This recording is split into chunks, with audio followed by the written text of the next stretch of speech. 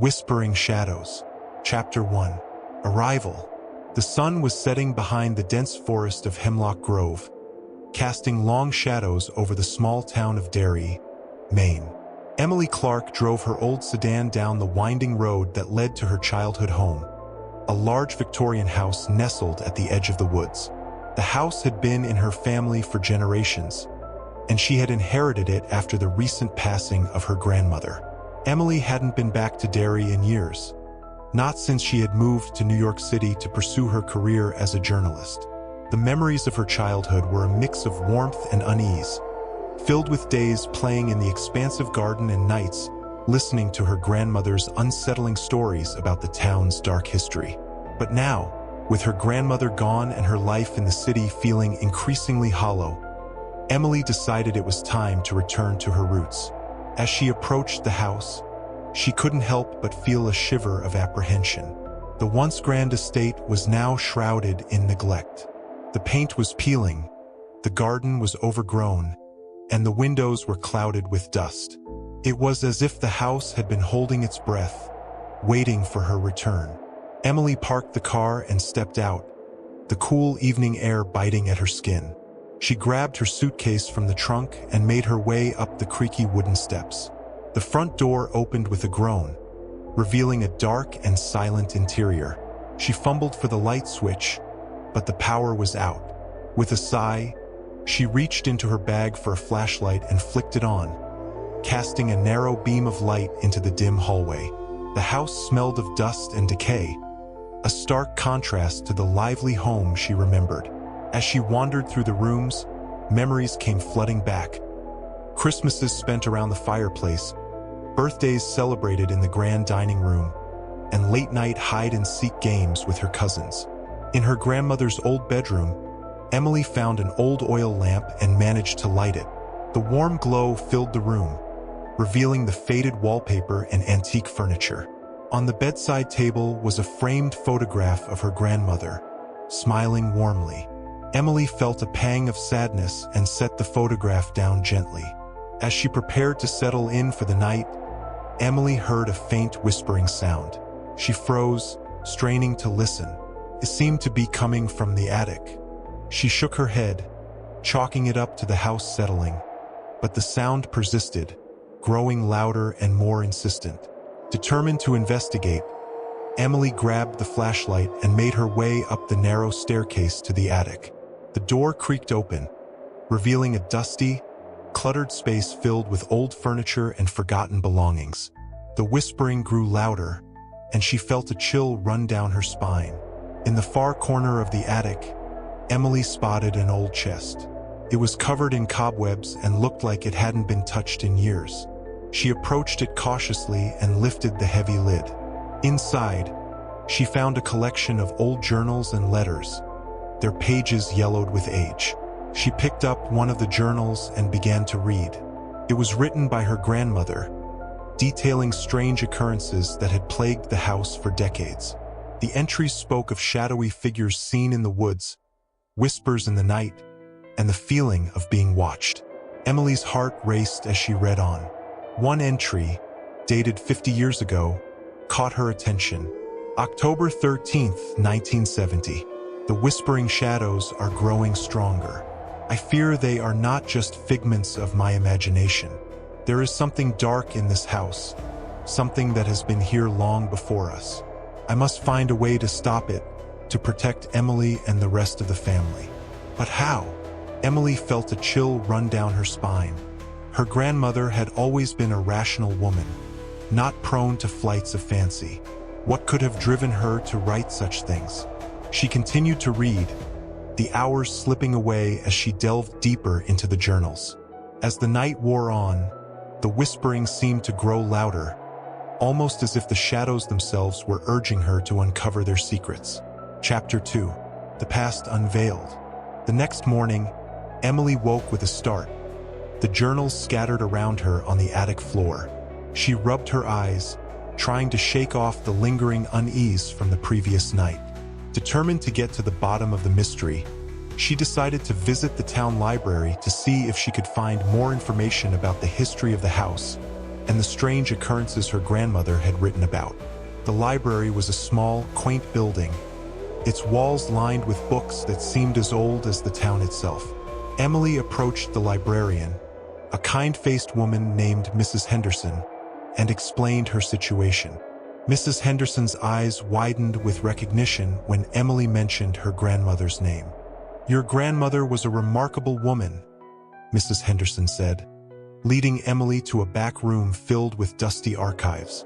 She spent many hours here, researching the town's history and trying to uncover the truth about the whispering shadows. Emily spent the rest of the day poring over old newspapers, town records, and historical documents. She discovered that the house had been built in the late 1800s by a man named Jonathan Blackwood, who had mysteriously disappeared shortly after its completion. Rumors of hauntings and strange occurrences had plagued the house ever since. One article in particular caught her eye. It was a report from 1925, detailing the disappearance of several children from the town. The children had last been seen playing near the edge of the woods, close to Emily's house. Despite extensive searches, no trace of them was ever found. As Emily continued to dig deeper, she uncovered more unsettling stories. There were accounts of people hearing whispers in the night, seeing shadowy figures lurking in the woods, and experiencing unexplained phenomena in the house. It seemed that the house had a long history of darkness and mystery. Determined to uncover the truth, Emily decided to pay a visit to the town's oldest resident, Mr. Thompson. He was a recluse who lived on the outskirts of town, known for his knowledge of the town's history and its many secrets. Emily found him sitting on his porch, a weathered old man with piercing blue eyes. "Mr. Thompson, I'm Emily Clark. I've come to ask you about the history of my grandmother's house," she said, her voice tinged with desperation. Mr. Thompson studied her for a moment before nodding. "I knew your grandmother well. She was a brave woman, always searching for the truth." "Come, sit down. I'll tell you what I know." Emily sat on the porch, her heart pounding as Mr. Thompson began to speak. "Your house was built on cursed land," he said, his voice low and grave. "Jonathan Blackwood was a wealthy man, but he was also a man of dark ambitions. He dabbled in the occult, seeking power and knowledge beyond this world. He built the house as a conduit, a place where he could harness the energy of the land and the spirits that dwelled there." Mr. Thompson's eyes grew distant as he continued. But something went wrong. The rituals he performed opened a doorway, allowing dark entities to enter our world. They whisper in the shadows, feeding off the fear and despair of those who live in the house. The children who disappeared in 1925 were taken by these entities, trapped in a realm between worlds. Emily's blood ran cold as she listened. "Is there a way to stop them?" she asked, her voice trembling. Mr. Thompson nodded. "There is a way, but it is dangerous. You must find the source of the darkness and close the doorway. Your grandmother was searching for it when she passed. She left clues in her journals, but it will not be easy." Chapter 3. The Ritual. Armed with the knowledge she had gained, Emily returned to the house, determined to put an end to the curse once and for all. She spent the next few days deciphering her grandmother's journals, following the clues that led her to an old, forgotten cellar beneath the house. The cellar was dark and damp, the air thick with the scent of mold and decay. Emily felt a chill run down her spine as she descended the creaky wooden stairs, her flashlight casting eerie shadows on the stone walls. At the far end of the cellar, she found a hidden door, its surface covered in strange symbols and runes. Taking a deep breath, Emily pushed the door open and stepped inside. The room beyond was small and circular, its walls lined with ancient books and artifacts. In the center of the room was a stone altar, covered in dust and cobwebs. She felt a sense of dread as she approached it, her heart pounding in her chest. On the altar lay a book, bound in black leather and covered in more of the strange symbols. Emily picked it up, her hands trembling as she opened it. The pages were filled with detailed instructions for a ritual, a way to close the doorway and banish the dark entities once and for all. As she read, she realized that the ritual required a sacrifice, a willing participant to offer their life force to seal the doorway. Her heart sank as she understood the true cost of ending the curse. Determined to save the town and honor her grandmother's memory, Emily knew what she had to do. She gathered the necessary materials and prepared the altar, her mind focused on the task at hand. The whispering shadows seemed to grow louder, as if sensing her resolve. As midnight approached, Emily lit the candles and began to chant the incantations from the book. The air grew heavy, the shadows closing in around her, but she kept going, her voice steady and strong. She felt a surge of energy as the ritual progressed, the room filling with a blinding light.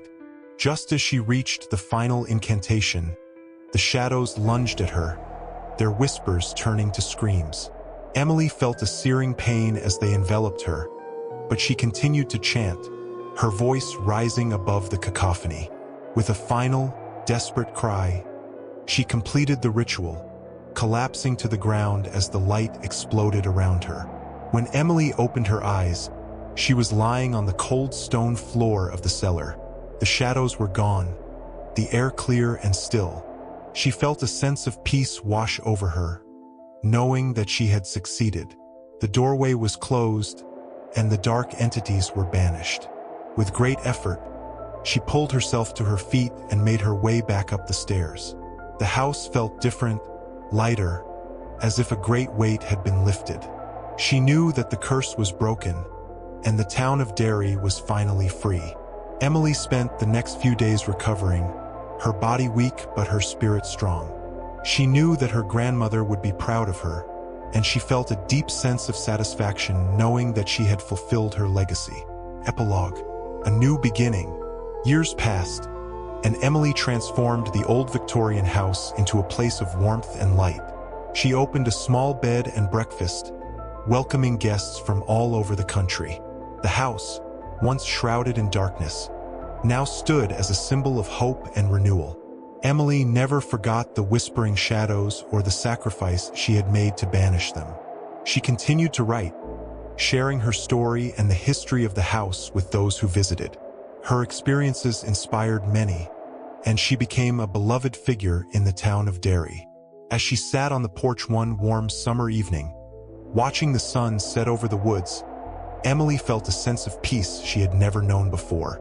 The shadows no longer whispered, and the house was filled with laughter and love. She knew that the darkness would always exist in the world, but she also knew that there was light to counter it. And in that balance, she found her purpose, a guardian of the light, ready to face whatever shadows might come. Emily Clark's story became a legend in Derry, a testament to the power of courage and determination. The whispering shadows were gone, but the memory of her bravery lived on, inspiring future generations to face their fears and seek the truth, no matter the cost. The end. The Last Scream, Chapter 1. The Abandoned Amusement Park. The sun dipped below the horizon, casting long shadows over the decaying remnants of Fairview Amusement Park. Once a vibrant haven of laughter and joy, the park now stood as a haunting relic of the past, its rusted rides and crumbling attractions wrapped in an eerie silence. Over the years, the park had become the focal point of countless ghost stories and urban legends, but none had been as chilling as the tale of the last scream. The townsfolk of Fairview spoke in hushed tones about the tragic events that had led to the park's closure a decade ago. It was said that one summer evening, a young girl named Lily had gone missing while on a school trip. Despite an exhaustive search, she was never found. Some claimed they still heard her screams echoing through the park at night, a chilling reminder of her untimely disappearance. Detective Sarah Mitchell had grown up hearing the stories of Fairview Amusement Park. Now, as the town's lead investigator, she found herself drawn back to the place where her childhood nightmares had originated. A recent string of disappearances had reignited the town's fears, and the park was at the center of it all. Determined to uncover the truth, Sarah knew she had to confront the park's haunted past. As she stepped through the rusty gates, the creaking metal seemed to groan under the weight of years of neglect. The air was thick with the scent of decay and mildew, and the once vibrant colors of the park's attractions had faded to ghostly hues. Sarah's flashlight beam cut through the darkness, illuminating the skeletal remains of a Ferris wheel, its carriages swaying gently in the breeze. "Fairview Amusement Park," Sarah muttered to herself, her voice barely more than a whisper. "Let's see what secrets you hold." Sarah moved cautiously, her footsteps echoing through the empty pathways, each step a reminder of the isolation that now enveloped the park. She made her way to the central plaza, where the old carousel stood. The horses, once painted in bright colors, now wore a coat of rust and grime. Sarah could almost hear the ghostly strains of the carousel music, a haunting melody that seemed to dance on the edge of her consciousness. As she circled the carousel, something caught her eye. A small, faded photograph lay half-buried in the dirt. Sarah picked it up, brushing off the dust to reveal the image of a young girl with bright eyes and a wide smile. Her heart skipped a beat as she recognized the girl, Lily. "How did this get here?" she wondered aloud, her mind racing with possibilities. She slipped the photograph into her pocket and continued her search, her senses on high alert. The park's funhouse loomed ahead, its entrance a grotesque clown face with a wide, sinister grin. Sarah hesitated for a moment before pushing open the creaky door. The inside was a labyrinth of shattered mirrors and peeling wallpaper, the air heavy with the scent of mold. Her flashlight beam bounced off the broken glass, creating an eerie kaleidoscope of reflections. As she ventured deeper into the funhouse, Sarah felt a growing sense of unease. The silence was oppressive, broken only by the occasional creak of the old building settling. She turned a corner and froze. There, scrawled on the wall in what appeared to be red paint, were the words, "Find me." A chill ran down her spine as she reached out to touch the letters. The paint was dry, but the message felt fresh, as if someone, or something, had been here recently. Sarah's mind raced with questions. Who had left the message? And what did it mean? Determined to find answers, she pressed on, her steps cautious and deliberate. The funhouse seemed to stretch on forever, each twist and turn leading her deeper into the heart of darkness. Chapter 2. Echoes of the Past. Sarah's journey through the funhouse finally led her to a small, hidden room. The door was partially ajar, and a flickering light spilled out from within. She pushed the door open and stepped inside, her breath catching in her throat. The room was filled with old photographs and newspaper clippings, all detailing the history of Fairview Amusement Park. In the center of the room stood a makeshift altar, adorned with candles and trinkets. A large, leather-bound book lay open on the altar, its pages filled with cryptic symbols and handwritten notes. Sarah approached the altar, her eyes scanning the pages of the book. The handwriting was messy and hurried, but she could make out the words "the last scream" repeated throughout the text. Her fingers traced the symbols, her mind struggling to make sense of the ritual described within. As she read, a sense of dread settled over her. The ritual seemed to be some sort of summoning, a way to call forth the spirits of the park. The final step involved capturing the last scream of a victim, sealing their fate within the park's boundaries. Sarah's heart pounded in her chest as she realized the significance of the ritual. Could this be the reason for the disappearances? Was someone trying to complete the ritual, trapping the souls of the missing within the park? Her thoughts were interrupted by a sudden noise, a soft, almost imperceptible whisper that seemed to come from the shadows. Sarah turned, her flashlight beam cutting through the darkness, but there was no one there. "Who's there?" she called out, her voice trembling slightly. The only response was the whisper, growing louder and more insistent. Sarah backed away from the altar, her mind racing with fear and confusion. She needed to get out of the funhouse, to find help and put an end to whatever was happening here. But as she turned to leave, the door slammed shut, trapping her inside. Chapter 3. The ritual. Panic surged through Sarah as she tried to open the door, but it wouldn't budge. The whispers grew louder, filling the room with a cacophony of voices. She spun around, searching for another way out, and her eyes landed on a small window high up on the wall. Without hesitation, she grabbed a nearby chair and dragged it over to the window.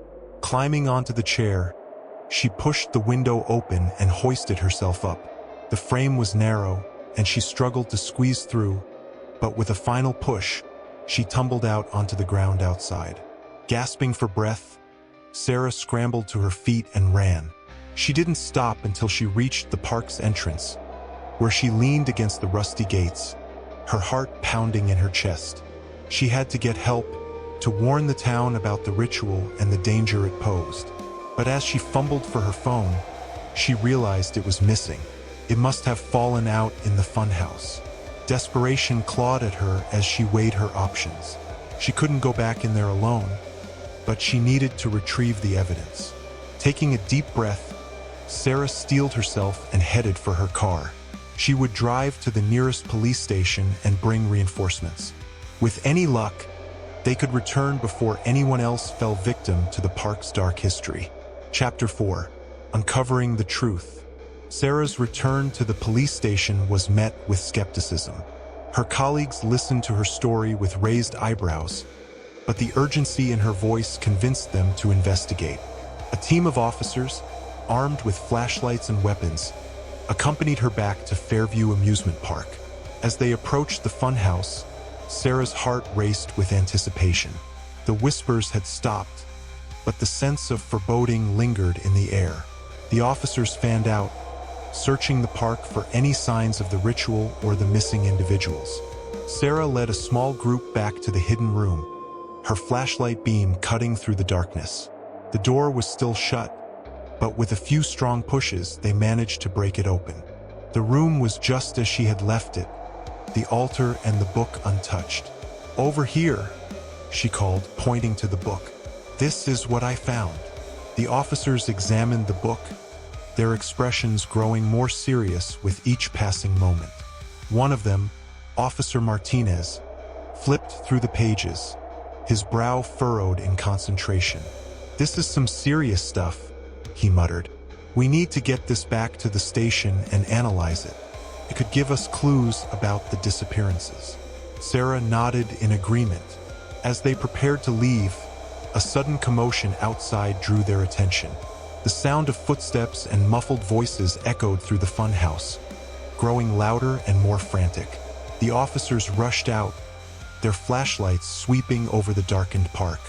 In the distance, they saw a figure running towards them, their movements erratic and desperate. Sarah's heart skipped a beat as she recognized the figure. It was a young woman, her face contorted in terror. "Help me!"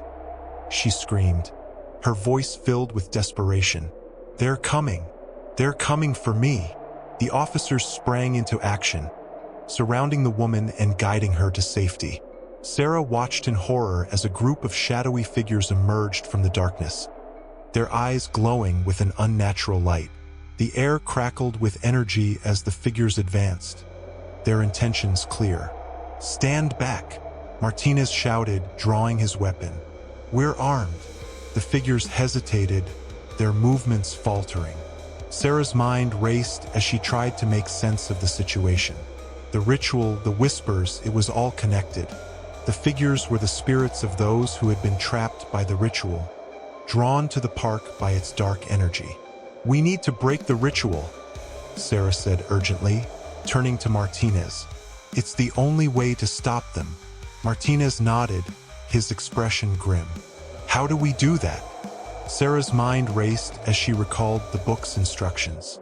"We need to perform a counter-ritual to banish the spirits and close the portal. The book has the details." The officers formed a protective circle around the woman as Sarah and Martinez returned to the hidden room.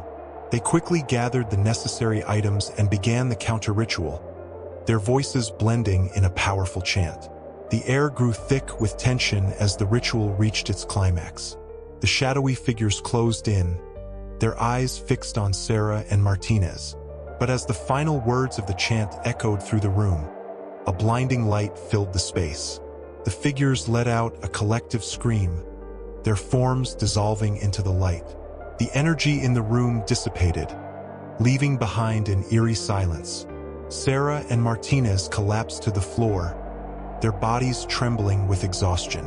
"It's over," Martinez said, his voice barely more than a whisper. "We did it."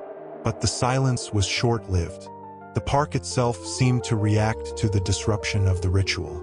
The ground beneath their feet began to shake, and the once muted whispers returned, louder and more frenzied than before. "We need to get out of here," Sarah said, pulling Martinez to his feet. "Now!" They hurried out of the funhouse, the other officers following close behind. As they emerged into the open, they saw the park transforming around them. The rusted rides groaned and creaked as if coming to life, and the shadows cast by the setting sun seemed to stretch and twist unnaturally. "This isn't over," Martinez said, his voice edged with fear. "We stopped the spirits, but the park itself, it's like it's alive." Sarah nodded grimly. "We need to figure out what's really going on here." The ritual was just part of it. Chapter 5. The Final Showdown. Determined to uncover the true source of the park's malevolent power, Sarah and the officers regrouped at the park's entrance. The young woman they had rescued, Jessica, was still trembling with fear, but managed to provide some valuable information. "I remember being in a dark place," Jessica said, her voice shaky. "There were others. I could hear them crying, whispering. It felt like we were trapped in a nightmare." Sarah's mind raced. The ritual had created a rift, a portal to another dimension where the spirits of the trapped victims were held. But there was more to it. The park itself seemed to be a focal point of dark energy, amplifying the ritual's effects. "We need to find the source," Sarah said. "Something is feeding this darkness, and we need to stop it." The team moved systematically through the park, searching for any clues. Sarah's instincts led her to the old Ferris wheel. There was something about the structure that felt off, as if it were the epicenter of the park's malevolence. As they approached the Ferris wheel, Sarah noticed a series of symbols carved into the metal supports. They matched the symbols in the ritual book. The Ferris wheel wasn't just a ride. It was a conduit, channeling the dark energy that permeated the park. "This is it," Sarah said, her voice filled with conviction. "The Ferris wheel is the key." They began to search the area around the Ferris wheel, looking for anything that could disrupt the flow of dark energy. Martinez found a hidden panel at the base of the ride, and together they pried it open to reveal a network of wires and ancient runes. "We need to break the connection," Sarah said. "Destroy the runes, cut the wires, whatever it takes." As they worked, the ground beneath them continued to tremble. The park seemed to be fighting back, resisting their efforts to dismantle its power. The shadowy figures reappeared, more aggressive than before, their eyes burning with an intense, otherworldly light. "We don't have much time," Martinez shouted as he smashed one of the runes with the butt of his flashlight. Sarah focused on the wires, using a pair of pliers to cut through them. Each severed connection sent a shockwave through the ground, and the figures wailed in agony as their power waned. Finally, with a final, decisive cut, the last wire snapped, and the Ferris wheel let out a metallic groan. The dark energy that had been channeled through it dissipated, and the shadowy figures vanished into thin air. The ground stopped shaking, and a profound silence fell over the park. Sarah and Martinez exchanged a relieved glance, their bodies sagging with exhaustion. "We did it," Sarah said, her voice barely more than a whisper. "It's over." Chapter 6. A New Beginning. In the days that followed, Fairview Amusement Park was finally shut down for good. The town's residents breathed a collective sigh of relief, grateful that the park's dark history had been put to rest. Sarah's investigation had uncovered the truth, and the ritual's grip on the park was broken. The young woman who had been rescued, Jessica, was identified as one of the recent disappearances. She had no memory of what had happened to her, but she was grateful to be alive. Sarah visited her in the hospital, offering words of comfort and reassurance. "You saved me," Jessica said, her voice filled with gratitude. "I don't know how to thank you." Sarah smiled, her heart filled with a sense of fulfillment. "Just take care of yourself, Jessica. That's all the thanks I need." Sarah returned to the police station, where she was met with a hero's welcome. Her colleagues praised her bravery and determination, and the townspeople expressed their gratitude for her efforts to uncover the truth. Despite the accolades, Sarah remained humble. She knew that the true heroes were the victims who had endured the park's malevolence and the officers who had stood by her side in the face of danger. The police department launched a full investigation into the history of Fairview Amusement Park, uncovering a web of corruption and dark practices that had been hidden for decades.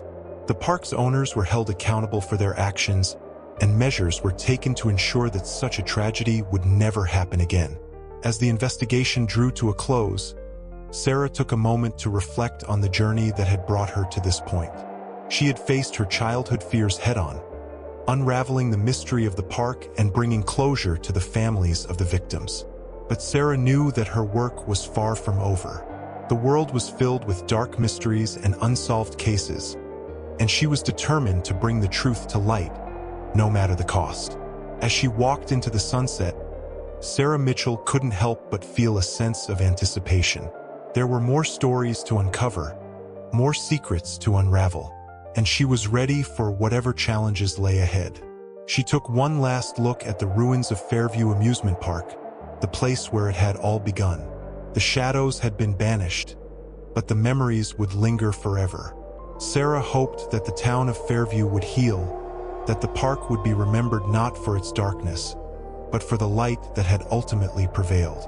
And as she drove away, Sarah felt a renewed sense of purpose. She would continue her work as a detective, always seeking the truth, always ready to face the unknown.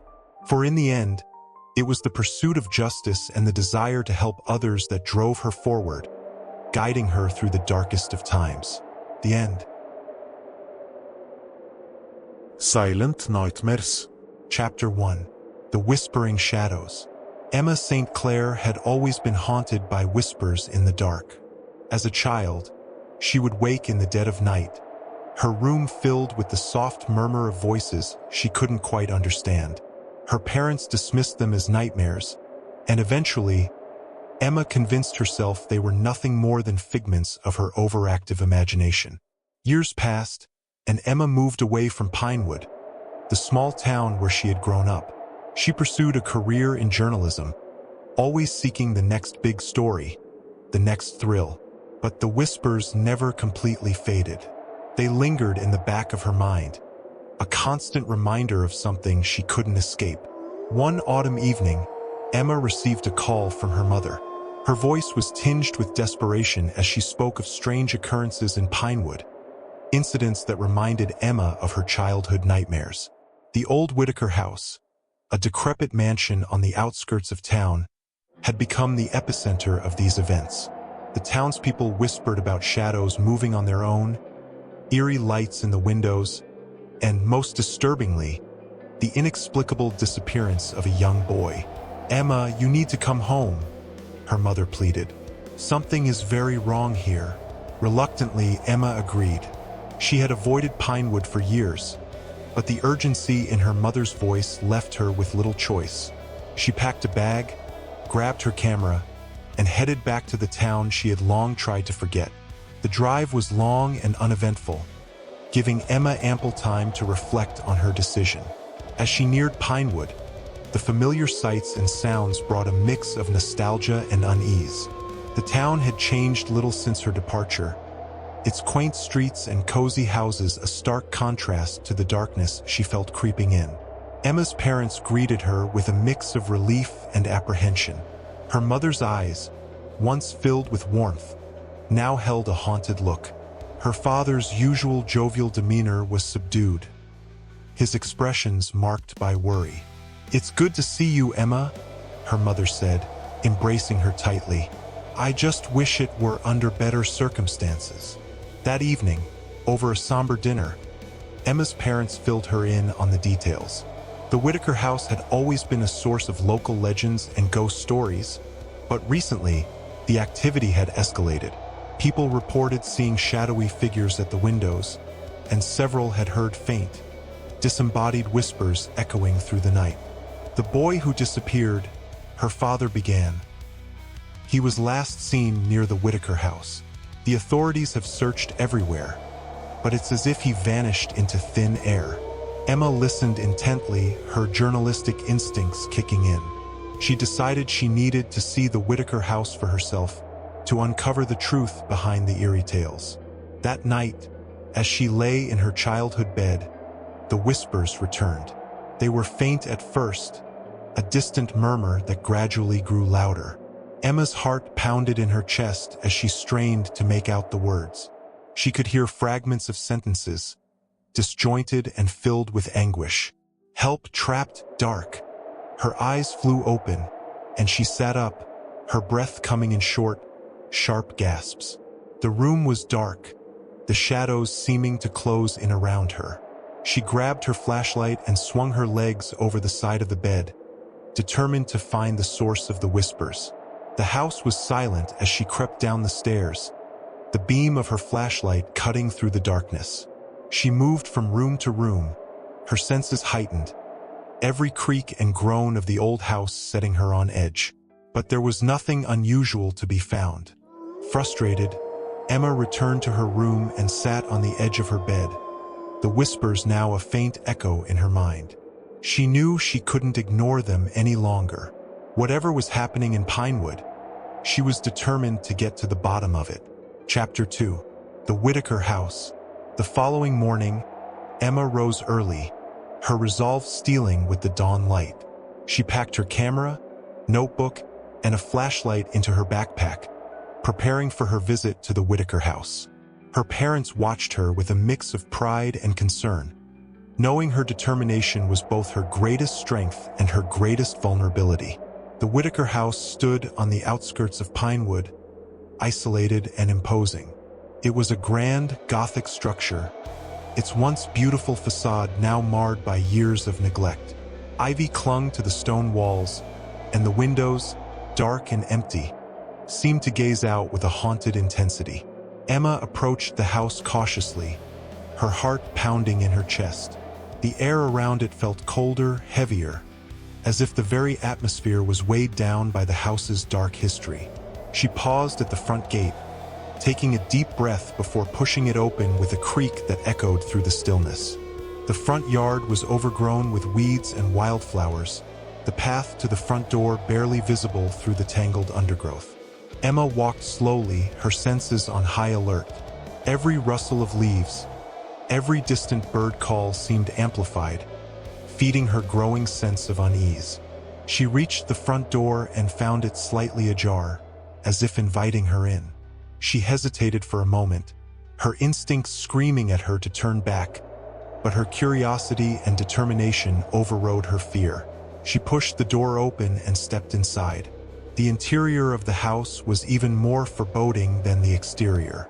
Dust coated every surface, and the air was thick with the scent of decay. The grand staircase that once would have been a centerpiece now loomed like a skeletal hand reaching up into darkness. Cobwebs draped from the ceiling, and the only light came from the gaps in the boarded-up windows, casting eerie patterns on the floor. Emma took out her flashlight and switched it on, the beam cutting through the gloom. She moved through the house methodically, taking pictures and jotting down notes. The silence was oppressive, broken only by the occasional creak of the floorboards under her feet. As she explored, she couldn't shake the feeling of being watched. She would occasionally stop, turning quickly to catch a glimpse of a shadow or a movement out of the corner of her eye. But there was nothing. The house was empty, yet it felt alive with a presence she couldn't explain. Emma made her way to the second floor, her flashlight revealing a long hallway lined with closed doors. She tried each one, finding most of them locked or stuck. At the end of the hall, one door stood slightly ajar. She approached it cautiously, her heart pounding in her chest. Pushing the door open, she found herself in a large bedroom. The room was in disarray, as if someone had left in a hurry. The bed was unmade, clothes were strewn across the floor, and the window was shattered, allowing the cold air to seep in. She felt a chill run down her spine as she stepped inside. In the corner of the room, something caught her eye. A small wooden box, intricately carved, lay on the floor. She picked it up, examining the delicate craftsmanship. It was locked, but she felt a strange compulsion to open it. She slipped it into her backpack, deciding to examine it later. As she turned to leave the room, a sudden, intense feeling of dread washed over her. The whispers, faint and disjointed, began to fill her mind again. She couldn't understand the words, but the urgency and fear in them were unmistakable. Leave, danger, trapped. Her instincts screamed at her to run, but she forced herself to stay calm. She needed to find out what was happening in this house. She made her way back down the stairs, her steps quickening as the sense of unease grew stronger. Emma exited the house and took a deep breath of the fresh air outside, trying to calm her racing heart. She knew she had to return, to delve deeper into the mystery of the Whitaker house. But for now, she needed to regroup and plan her next move. Back at her parents' house, Emma sat at the kitchen table, the wooden box in front of her. She found a small, delicate key hidden in a drawer in her grandmother's old desk, and with trembling hands, she unlocked the box. Inside, she found a stack of letters, yellowed with age, and a small, leather-bound journal. She opened the journal, her eyes scanning the faded writing. The entries were dated from the late 1800s and detailed the life of Jonathan Whitaker, the original owner of the house. As she read, a sense of dread settled over her. Jonathan had been obsessed with the occult, conducting dark rituals in an attempt to communicate with the dead. The last entry was dated the night before his disappearance. It spoke of a ritual that would open a doorway to another realm, a place of shadows and whispers. He believed that through this doorway, he could gain knowledge and power beyond imagination. But the ritual went wrong, and Jonathan vanished, never to be seen again. Emma's heart raced as she realized the significance of what she had found. The whispers, the shadows, the disappearances. They were all connected to Jonathan's ritual. She knew she had to find a way to close the doorway, to stop whatever darkness had been unleashed. Chapter 3. The Ritual. The night was thick with anticipation as Emma sat at the kitchen table, surrounded by the artifacts of Jonathan Whitaker's past. The letters and the journal lay spread out before her, each piece revealing a fragment of the dark puzzle she was determined to solve. She knew she couldn't do it alone.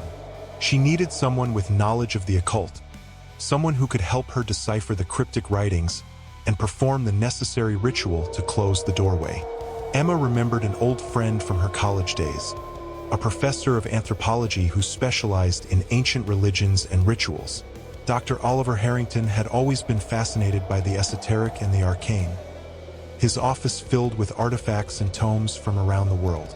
She picked up her phone and dialed his number, hoping he hadn't changed it since their last contact. "Emma? It's been ages." Oliver's voice was warm and familiar, a stark contrast to the cold dread that had settled in her chest. "Oliver, I need your help," Emma said, her voice trembling slightly. "I've come across something dark and dangerous. I'm in Pinewood, and I need you to come here as soon as you can." She quickly filled him in on the events of the past few days, the eerie occurrences at the Whitaker house, and the journal she had discovered. Oliver listened intently, his tone growing serious as she recounted Jonathan Whitaker's last entry. "I'll be there tomorrow," he said. "We'll figure this out together." True to his word, Oliver arrived the next morning, his presence a comforting anchor amidst the chaos. He was a tall, slender man with a mane of silver hair and piercing blue eyes that seemed to see through to the heart of any mystery. He embraced Emma warmly, his concern evident. "Let's see what we're dealing with," he said, sitting down at the kitchen table and spreading out the journal and letters. For hours, they pored over the documents, deciphering the symbols and translating the ancient languages. Oliver's expertise proved invaluable, his knowledge of ancient rituals and protective wards shedding light on the dark practices Jonathan had dabbled in. "It's as we feared," Oliver said, his expression grave. Jonathan's ritual opened a doorway to another realm, a place where shadows and whispers reign. To close it, we need to perform a counter-ritual, one that will seal the doorway and banish the darkness. Emma nodded, her resolve hardening. "What do we need to do?" Oliver outlined the steps of the ritual, explaining the significance of each component. They needed specific herbs, a silver dagger, and a circle of protective runes. The ritual had to be performed at midnight, the time when the veil between the worlds was thinnest. They spent the rest of the day gathering the necessary items, visiting local herbalists and antique shops. Emma's parents watched with a mix of curiosity and concern as the two prepared for the night ahead. Their house transformed into a makeshift apothecary and workshop. As the sun set, casting long shadows across Pinewood, Emma and Oliver made their way to the Whitaker house. The air was thick with tension, the weight of the coming night pressing down on them. They entered the house, its oppressive silence broken only by the sound of their footsteps. In the grand parlor, they set up for the ritual. Oliver drew the circle of runes on the floor, carefully arranging the herbs and lighting the candles. The air grew colder, and Emma could feel the presence of the shadows closing in, their whispers growing louder and more insistent. "Stay focused," Oliver said, his voice steady. "We can do this." Emma nodded, taking her place within the circle. She held the silver dagger in her hand, its weight both comforting and intimidating. Oliver began to chant, his voice resonating through the room, and Emma followed his lead, reciting the ancient words that would close the doorway and banish the darkness. The air grew thick with energy, the shadows writhing and swirling around them. Emma could feel the darkness pushing against the barrier of the circle, its malevolent presence trying to break through. She gripped the dagger tightly, her voice unwavering as she continued the chant. A sudden, piercing scream echoed through the house, the sound of a soul in torment. Emma's heart raced, but she kept her focus, the power of the ritual flowing through her. The shadows seemed to hesitate, their movements slowing as the energy in the room intensified. With a final, resounding chant, Oliver completed the ritual, and Emma plunged the silver dagger into the center of the circle. A blinding light filled the room, and the shadows shrieked in agony, their whispers turning into wails of despair. The ground trembled beneath their feet, and then, with a deafening roar, the light exploded outward, banishing the darkness. The room fell silent, the oppressive weight lifting from the air. Emma and Oliver stood in the aftermath, their breaths coming in ragged gasps. The doorway was closed, the shadows banished. "We did it," Oliver said, a triumphant smile on his face. Emma nodded, relief washing over her. But as she looked around the room, she couldn't shake the feeling that this was only the beginning. The darkness had been banished, but the echoes of its presence remained, a reminder of the fragile balance between worlds. Chapter 4. Echoes in the Dark. The days following the ritual were a whirlwind of activity and emotion. Emma and Oliver spent hours recounting the events to the local authorities and townspeople, explaining the unexplainable. The disappearance of the young boy was still a painful mystery, but the Whitaker house no longer held its sinister grip on Pinewood.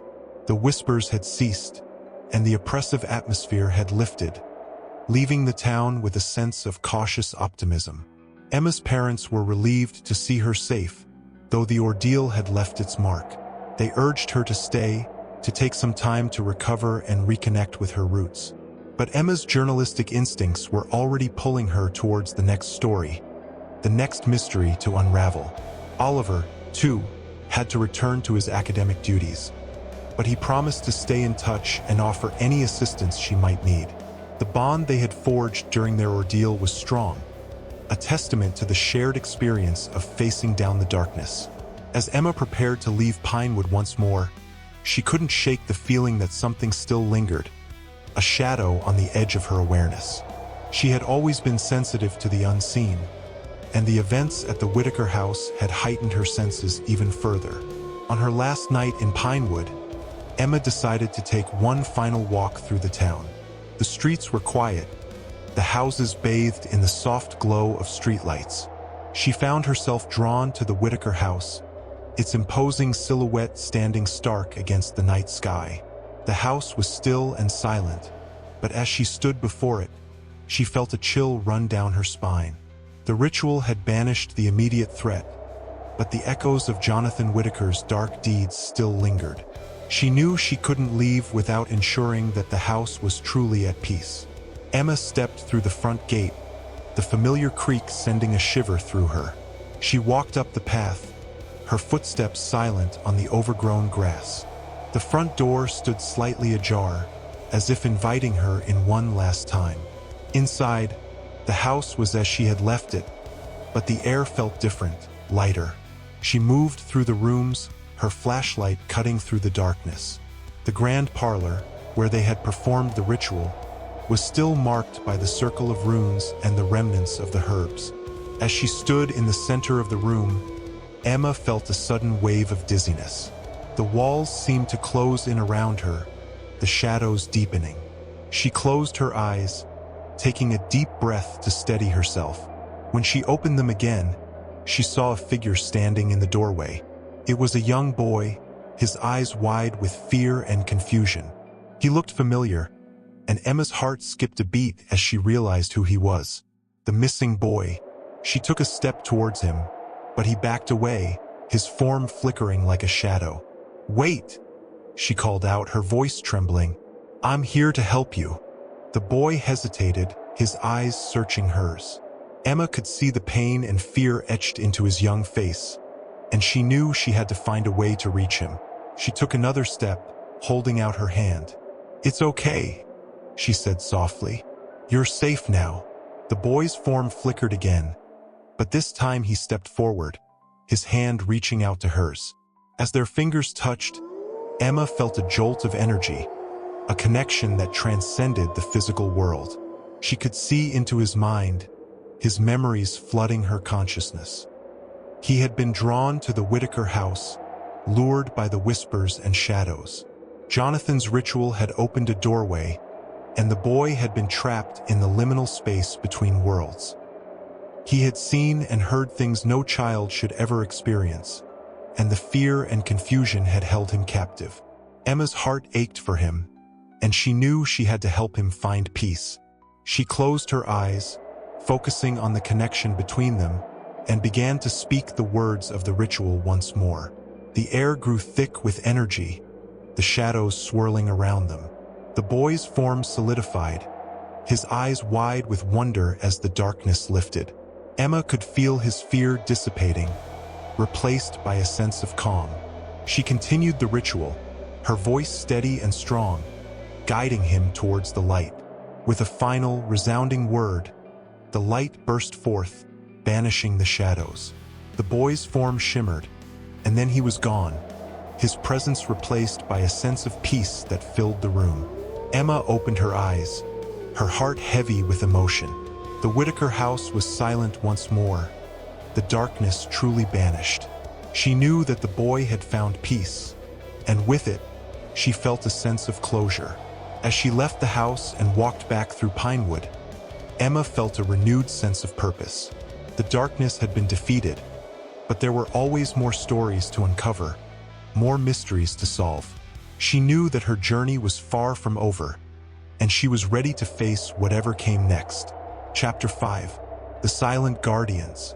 Emma returned to her apartment in the city, but Pinewood and the Whitaker house lingered in her mind. She couldn't shake the feeling that her encounter with the boy and the rituals she had performed were just the beginning of something much larger. Her instincts as a journalist, sharpened by years of chasing stories, told her there was more to uncover. She spent days poring over her notes and the documents she had taken from the Whitaker house. Jonathan Whitaker's journal was a labyrinth of cryptic entries, filled with references to ancient texts and forgotten rituals. One name kept appearing, a name she hadn't given much thought to before: the Silent Guardians. The Silent Guardians were mentioned in passing, often in the context of protection and secrecy. Emma knew she needed to find out who or what they were. She reached out to Oliver, hoping his vast knowledge could shed some light on the mysterious group. "Emma, the Silent Guardians are an old society," Oliver explained over the phone. "They're rumored to be protectors of ancient secrets, keepers of forbidden knowledge. If Jonathan Whittaker was involved with them, it means he was delving into some very dangerous territory." Emma's curiosity was piqued. She spent hours researching the Silent Guardians, combing through obscure websites, academic papers, and even contacting other journalists who might have heard of them. What she found was both intriguing and unsettling. The Silent Guardians were indeed an ancient order, believed to have been formed centuries ago to protect the world from malevolent supernatural forces. They operated in the shadows, their existence known to only a few. According to legend, they were the last line of defense against ancient evils that sought to enter our world. Emma's mind raced with possibilities. If Jonathan Whittaker had been involved with them, what had he been protecting Pinewood from? And why had he ultimately failed? Determined to uncover the truth, Emma decided to return to Pinewood. She felt a strong pull to the town, as if it held the answers to all her questions. Before leaving, she arranged to meet Oliver in person. His knowledge and intuition would be invaluable in piecing together the puzzle. Oliver arrived in Pinewood a few days later.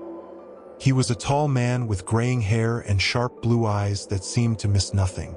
Emma briefed him on what she had discovered, and together they set out to investigate further. Their first stop was the local library.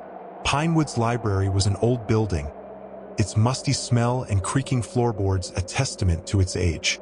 Emma and Oliver spent hours sifting through historical records, old newspapers, and town archives. They found references to unexplained disappearances, strange occurrences, and whispered legends of the Silent Guardians. The librarian, an elderly woman named Mrs. Green, noticed their interest. "You won't find much about the Silent Guardians in those books," she said quietly. "They were always very secretive. But if you're looking for information, you might want to talk to the town's oldest resident, Mrs. Perkins. She's lived here her whole life and knows more about Pinewood's history than anyone." Emma and Oliver thanked Mrs. Green and headed to Mrs. Perkins' house. The old woman lived in a quaint cottage on the edge of town. She welcomed them warmly, her eyes twinkling with curiosity as they explained their quest. "The Silent Guardians, you say?" Mrs. Perkins mused. "I haven't heard that name in a long time. They were protectors, you know, always watching, always guarding. My grandmother used to tell me stories about them." Emma and Oliver listened intently as Mrs. Perkins recounted tales from her childhood. According to her, the Silent Guardians had been active in Pinewood for generations, but their presence had dwindled over time.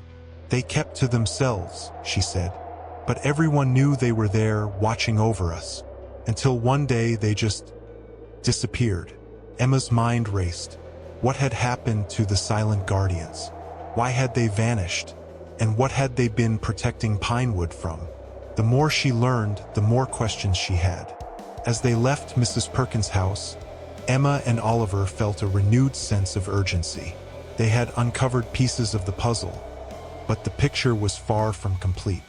They needed to dig deeper to find the truth behind the Silent Guardians and their connection to Jonathan Whittaker. Their next stop was the Whittaker house. Emma felt a chill run down her spine as they approached the old mansion. It seemed even more foreboding than before, its dark windows like eyes watching their every move. Emma unlocked the front door, and they stepped inside. The house was eerily silent. Emma and Oliver made their way to the study, where they had found Jonathan Whittaker's journal. They searched the room thoroughly, looking for anything they might have missed. After hours of searching, Oliver found a hidden compartment in the desk. Inside was an old, weathered book with the symbol of the Silent Guardians on the cover. Emma's heart pounded as she opened the book. It was filled with detailed accounts of rituals, descriptions of supernatural entities, and notes on how to combat them. It was clear that Jonathan Whitaker had been deeply involved with the Silent Guardians. He had been trying to protect Pinewood from something dark and powerful. As Emma and Oliver pored over the book, a sense of dread washed over them. They were on the brink of discovering the truth, but they couldn't shake the feeling that they were being watched. The air grew colder, and the shadows in the room seemed to deepen. Emma took a deep breath. "We need to find out what Jonathan was protecting Pinewood from," she said. "And we need to stop it." Oliver nodded. "Agreed. But first, we need to find the remaining Silent Guardians. They're the only ones who can help us now." Chapter 6. A New Beginning. With the discovery of the ancient book, Emma and Oliver had a tangible link to the Silent Guardians. The question now was how to locate them. They spent the night in the Whitaker house, taking turns to sleep while the other kept watch. The house felt alive with secrets, its silence occasionally broken by unexplained creaks and whispers. In the morning, Emma suggested they visit the old church in Pinewood. Many towns with deep-rooted histories had churches that held records and sometimes served as secret meeting places. The church in Pinewood, St. Michael's, was a Gothic structure that had stood for over a century. As they entered the church, they were greeted by Father O'Malley, an elderly priest with kind eyes. Emma explained their quest, showing him the book they had found. Father O'Malley's expression grew serious as he recognized the symbol of the Silent Guardians. "I've heard of the Silent Guardians," he said quietly. "They were protectors, yes, but they were also keepers of dark knowledge. This church has some old records that might help you. Follow me." He led them to a back room filled with dusty books and ancient scrolls. Emma and Oliver spent hours sifting through the documents. They found records of the Silent Guardians' activities in Pinewood, including references to secret meetings held in the church's crypt. Father O'Malley showed them the entrance to the crypt, hidden behind a heavy wooden door. The air grew colder as they descended the stone steps, the flickering candlelight casting eerie shadows on the walls. At the bottom, they found a small chamber with an altar and several old chests. Emma opened one of the chests and gasped. Inside were more books and scrolls, detailing the Silent Guardians' history and their battles against supernatural forces. They also found a list of names, the last known members of the Silent Guardians. Oliver scanned the list. "These people might still be alive," he said. "We need to find them." Their search led them to a secluded cabin in the woods, belonging to a man named Samuel Hart. Samuel was a recluse, a man who had retreated from the world after the Silent Guardians disbanded. He was initially wary of Emma and Oliver, but when they showed him the book, his demeanor changed. "You found Jonathan's journal," Samuel said, his voice filled with a mix of sorrow and relief. "He was one of the best among us. When the Guardians disbanded, he stayed behind to protect Pinewood." Samuel explained that the Silent Guardians had faced a powerful entity known as the Shadow King. The Shadow King was an ancient being, capable of manipulating darkness and instilling fear in the hearts of men. The Guardians had managed to imprison the Shadow King in a hidden dimension, but the seal was weakening. "Jonathan was the last line of defense," Samuel said. "He knew the seal was failing, and he was trying to find a way to strengthen it. But he didn't have enough time." Emma and Oliver listened intently, their determination growing stronger. They knew they had to pick up where Jonathan had left off. Samuel agreed to help them, revealing that there were still a few Guardians left who might be able to assist. Their next destination was a small town a few miles away, where an elderly woman named Margaret lived. Margaret was the Guardian's healer, a woman with extensive knowledge of rituals and ancient magic. She welcomed them into her home, her eyes filled with wisdom and warmth. "You've come a long way," Margaret said after they explained their mission. "The Shadow King is a formidable foe. We'll need all the help we can get." Margaret, Samuel, Emma, and Oliver formed a plan. They needed to find the remaining guardians and perform a ritual to strengthen the seal. The ritual required specific ingredients and precise timing, and the upcoming full moon provided the perfect opportunity. The days leading up to the full moon were filled with preparation. Emma and Oliver traveled to various locations, gathering rare herbs and ancient relics needed for the ritual. Samuel and Margaret focused on contacting the remaining guardians, hoping to gather as much support as possible. On the night of the full moon, they gathered in the Whitaker house. The atmosphere was charged with anticipation and fear. The guardians who had managed to come were a diverse group, each bringing their unique skills and knowledge. As the moon reached its zenith, they began the ritual. The air was thick with the scent of burning herbs, and the room was filled with chanting voices. Emma felt a surge of energy, a connection to something greater than herself. She knew they were on the right path. The ritual was complex, requiring precise movements and incantations. Emma and Oliver followed Margaret and Samuel's lead, their voices blending with the others in a harmonious chant. The candles flickered, casting dancing shadows on the walls. Just as they reached the climax of the ritual, the room grew cold and the shadows deepened. A chilling wind swept through the house, extinguishing the candles. Emma felt a presence, a dark and oppressive force that filled the room. The Shadow King had arrived. The guardians continued their chant, their voices rising in defiance. Emma felt a surge of fear but pushed it aside, focusing on the ritual. She knew they had to complete it, to strengthen the seal and banish the Shadow King once and for all. As the final words of the chant echoed through the room, a blinding light filled the space. The oppressive darkness lifted, and Emma felt a wave of relief. The ritual was complete, and the seal was strengthened. The Shadow King's presence faded, leaving behind an eerie silence.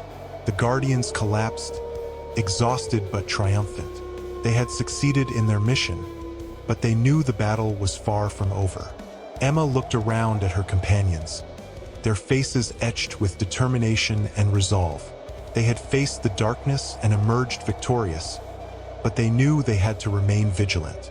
The silent guardians were back, ready to protect Pinewood from any future threats. As the first light of dawn broke through the windows, Emma felt a sense of hope. They had a new beginning, a chance to rebuild the Guardians and continue their legacy.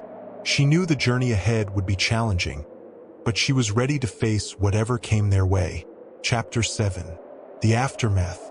The dawn's light brought a fragile sense of peace to Pinewood. The intense energy that had filled the Whitaker house during the ritual began to dissipate, replaced by a quiet calm. Emma looked around at her companions, the silent guardians, their faces weary but relieved. The battle against the Shadow King had been fierce, but they had prevailed for now. Margaret and Samuel were the first to break the silence. "We need to make sure the seal holds," Margaret said, her voice firm. "We can't let our guard down. The Shadow King will find a way to return if we do." The Guardians nodded in agreement. They knew their work was far from over. Strengthening the seal had been a temporary solution. To ensure the safety of Pinewood and possibly the world, they needed to find a more permanent way to keep the Shadow King at bay. Emma and Oliver, though exhausted, felt a renewed sense of purpose. They had been thrust into this battle by chance, but now they were committed to the cause. They spent the next few days in the Whitaker house, strategizing with the Guardians on their next steps. Emma suggested they visit a nearby town known for its historical archives and ancient manuscripts. She believed they might find clues about the origins of the Shadow King and how to defeat him permanently. Oliver agreed and offered to join her on the journey. Before they left, Samuel handed Emma a small, intricately carved box. "This was Jonathan's," he said. "He believed it contained something important, something that could help us. I think it's time you had it." Emma opened the box carefully. Inside, she found a delicate crystal vial filled with a shimmering liquid and a note in Jonathan's handwriting. The note detailed a ritual that could potentially banish the Shadow King forever, but it required a rare ingredient, moonlight water, collected during a lunar eclipse. With a new mission in mind, Emma and Oliver set off for the town of Havenbrook. The journey was long, and the weight of their task hung heavily on them. They knew they were racing against time. The Shadow King would not remain dormant for long. Havenbrook was a charming town with cobblestone streets and ivy-covered buildings. The library there was renowned for its extensive collection of ancient texts. Emma and Oliver spent hours sifting through dusty tomes, searching for any mention of moonlight water or rituals similar to the one described in Jonathan's note. Their efforts were rewarded when they stumbled upon an old manuscript detailing the history of a powerful artifact known as the Moonstone Chalice. According to the manuscript, the chalice had the ability to harness the energy of the moon and could be used to collect moonlight water during a lunar eclipse. The chalice was said to be hidden in the ruins of an ancient temple deep within the forest. Armed with this new information, Emma and Oliver returned to Pinewood to share their findings with the Guardians. The group decided to split up. Emma, Oliver, Margaret, and Samuel would venture into the forest to find the Moonstone Chalice, while the other Guardians remained in Pinewood to strengthen their defenses and keep watch for any signs of the Shadow King. The forest was dense and foreboding, but Emma felt a sense of determination guiding her steps. They followed the directions from the manuscript, navigating through overgrown paths and ancient trees. After hours of searching, they finally reached the ruins of the temple. The temple was a crumbling structure, its stones covered in moss and vines. The air was thick with the scent of earth and decay. Emma felt a shiver run down her spine as they stepped inside, the darkness swallowing them whole. They used flashlights to illuminate the path, their beams casting eerie shadows on the walls. In the center of the temple, they found an altar with a hollowed-out depression in the middle. It was here, according to the manuscript, that the Moonstone Chalice would be found. They searched the area meticulously, their efforts finally rewarded when Samuel uncovered a hidden compartment beneath the altar. Inside the compartment lay the Moonstone Chalice, its surface gleaming in the flashlight's beam. The chalice was a beautiful piece, intricately carved with symbols and runes that glowed faintly in the darkness. Emma's heart raced as she carefully lifted it out, feeling its weight and power. They returned to Pinewood with their prize, knowing they had taken a significant step towards defeating the Shadow King. The next lunar eclipse was only weeks away, and they needed to prepare for the ritual. The Guardians worked tirelessly, gathering the necessary ingredients and rehearsing the incantations. As the night of the lunar eclipse approached, tension hung in the air. The Guardians gathered in the Whitaker house, the Moonstone Chalice placed reverently in the center of the room. The ritual required precise timing and concentration. Any mistake could be disastrous. As the moon began to darken, the Guardians commenced the ritual. Emma held the chalice aloft, its surface shimmering with a pale light. Margaret and Samuel chanted the incantations, their voices steady and unwavering. Oliver carefully poured the shimmering liquid from Jonathan's vial into the chalice, and the room filled with a soft, ethereal glow. The energy in the room intensified, the air crackling with power. The shadows seemed to retreat, as if the light from the chalice was pushing them back. Emma felt a surge of hope. They were close, so close to banishing the Shadow King forever. But as the ritual reached its climax, a sudden chill swept through the room. The lights flickered, and a dark figure appeared in the corner. It was the Shadow King, his eyes burning with malevolence. He had sensed their efforts and had come to stop them. The Guardians continued their chant, their voices rising in defiance. Emma focused all her energy on the chalice, willing it to absorb the power of the eclipse. The Shadow King advanced, his presence oppressive and terrifying. Emma felt a wave of fear but pushed it aside, knowing they couldn't afford to fail. With a final, desperate cry, Emma poured the moonlight water from the chalice, directing it towards the Shadow King. The liquid glowed brilliantly, enveloping the dark figure. The Shadow King screamed, his form dissolving into the light. The room shook, The ground trembled, and then all was still. The Shadow King was gone. Chapter 8. A new threat. The silence that followed the banishment of the Shadow King was profound. Emma and the Guardians stood in the Whitaker house, their breath coming in ragged gasps. The oppressive darkness that had filled the room moments ago had lifted, replaced by a peaceful stillness. For the first time in months, Emma felt a glimmer of hope. But the victory was bittersweet. The effort had taken a toll on all of them, especially Margaret and Samuel, who had given everything to see the ritual through. Emma looked at her friends, their faces lined with exhaustion but illuminated by the soft glow of triumph. "We did it," Margaret whispered, her voice filled with relief. "The Shadow King is gone." Samuel nodded, but his expression remained serious. "We may have won this battle, but we can't let our guard down. There are other dark forces out there, and they will take advantage of any weakness." Emma understood the gravity of his words. The Shadow King might have been their most immediate threat, but it was not the only one. The silent guardians needed to remain vigilant, prepared for whatever challenges lay ahead. The following weeks were a time of rebuilding and reflection. The guardians focused on strengthening their defenses, ensuring that the seal on the Shadow King's prison remained intact. Emma and Oliver continued their research, uncovering more about the history of the Silent Guardians and their battles against supernatural forces. One evening, as Emma was sorting through the remaining documents from the Whitaker house, she came across a letter addressed to Jonathan. The handwriting was unfamiliar, but the message sent a chill down her spine. "Dear Jonathan, if you are reading this, it means that I have failed.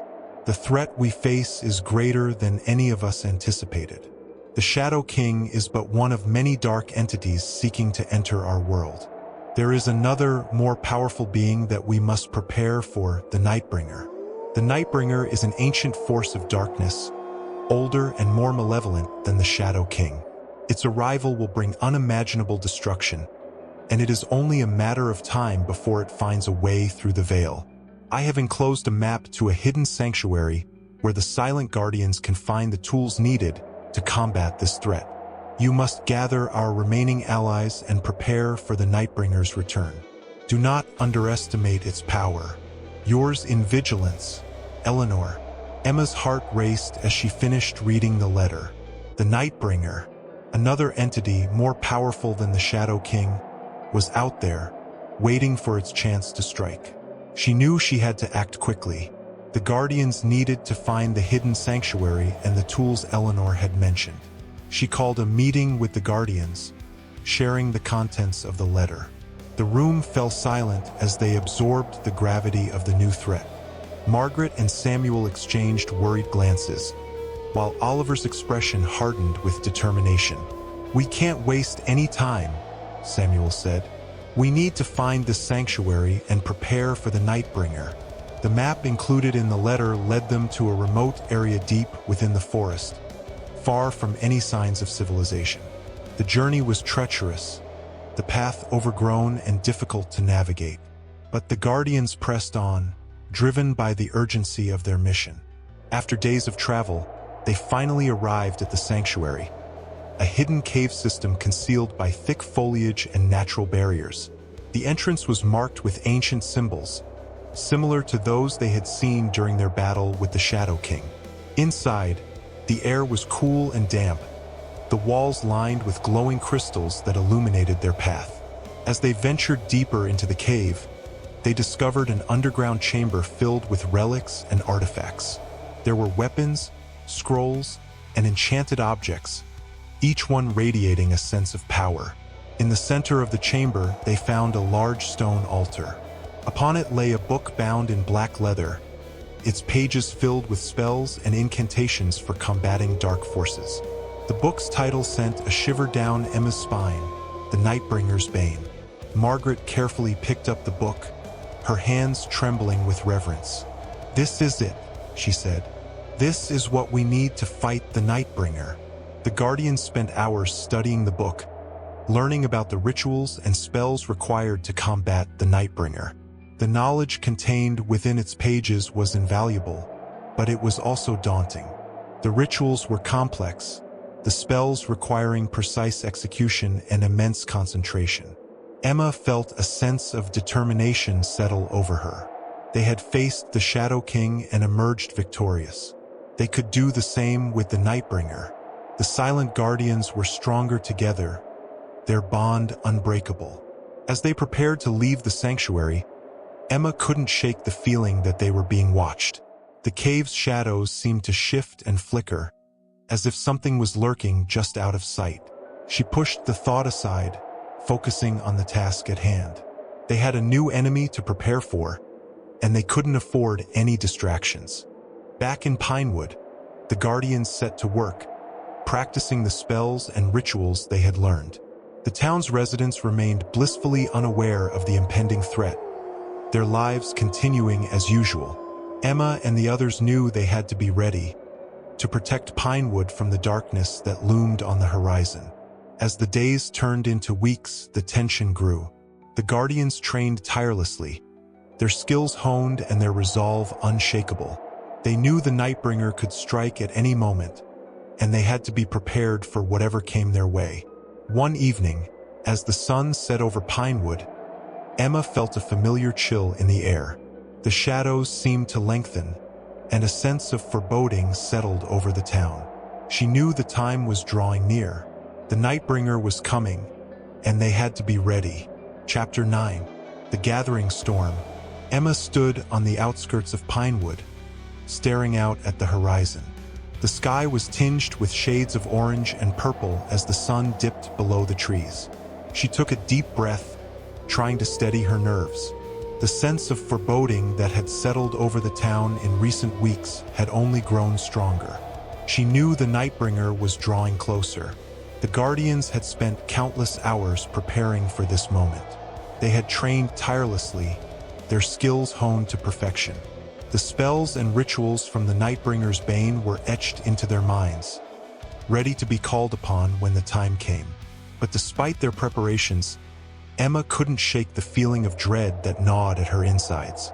She turned to Margaret, who stood beside her, her expression equally grim. "Do you think we're ready?" Emma asked, her voice barely above a whisper. Margaret gave a slow nod.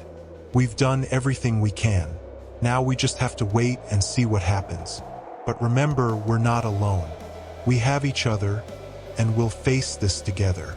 Emma found some comfort in Margaret's words. The bond they shared as guardians was unbreakable, forged through countless battles and hardships. They had faced the Shadow King and emerged victorious. They could do the same with the Nightbringer.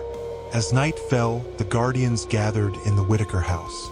The air was thick with anticipation and fear. They knew the Nightbringer could strike at any moment. They had to be ready. Samuel and Oliver went over the final details of their plan, ensuring everyone knew their roles. Margaret and Emma prepared the necessary ingredients for the rituals, their hands steady despite the tension in the air. The room was filled with the scent of burning herbs and the soft glow of candlelight. Just as they finished their preparations, a chilling wind swept through the house, extinguishing the candles. The room was plunged into darkness, and Emma felt a familiar presence. The Nightbringer had arrived. The Guardians quickly lit their torches, the flames casting flickering shadows on the walls. Emma felt a surge of fear but pushed it aside, focusing on the task at hand. They had to perform the rituals, to call upon the ancient spells and banish the Nightbringer before it could wreak havoc on Pinewood. They formed a circle, their voices rising in a harmonious chant. The air grew heavy with energy, the room filled with a pulsating light. Emma felt a connection to something greater than herself, a force of light and hope that pushed back against the encroaching darkness. The Nightbringer's presence grew stronger, a dark and oppressive force that filled the room. The shadows seemed to come alive, twisting and writhing as if trying to break free. Emma and the other Guardians continued their chant, their voices growing louder and more determined. Just as they reached the climax of the ritual, a deafening roar filled the room. The Nightbringer's form materialized in the center of the circle, its eyes burning with malevolence. Emma felt a surge of terror but pushed it aside, focusing all her energy on the spell. With a final, desperate cry, they completed the ritual. The room was filled with a blinding light, the shadows retreating as the Nightbringer's form dissolved into nothingness. The oppressive darkness lifted, replaced by a peaceful stillness. The Guardians collapsed, exhausted but triumphant. They had succeeded in banishing the Nightbringer, at least for now. Emma felt a wave of relief wash over her, but she knew their battle was far from over. There were other dark forces out there, waiting for their chance to strike. As the first light of dawn broke through the windows, Emma looked around at her companions.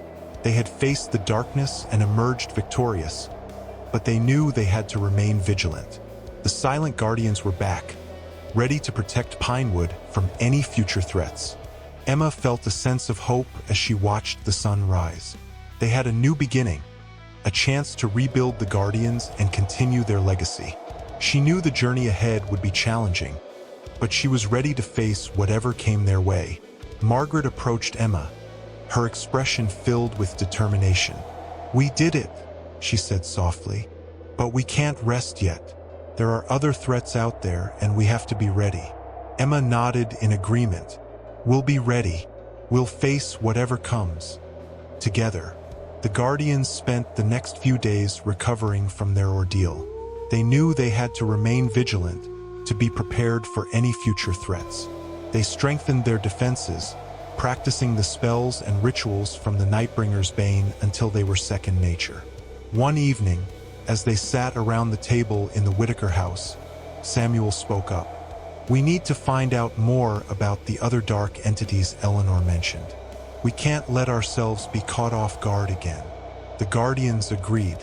They began researching other supernatural threats, uncovering ancient texts and forgotten legends. They knew their battle was far from over, but they were determined to protect Pinewood and its residents from any future dangers. Emma felt a sense of purpose as she delved into the research.